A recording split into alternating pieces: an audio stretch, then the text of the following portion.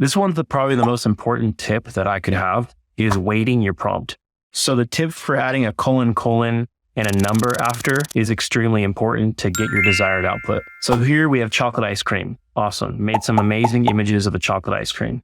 And then you have chocolate, ice cream, Then the last one, and kind of a medium amount of chocolate to ice cream. So here we did chocolate 3, ice cream 1. So you can see there's a lot more chocolate in here than there is ice cream, but there still is a little bit of ice cream. And then we did the opposite, chocolate 1, ice cream 3, and there's a lot more ice cream than there is chocolate. There is still chocolate, but that ratio, you can create that ratio in your image. Here we have chocolate ice cream 3, messy -1, so it's not messy anymore.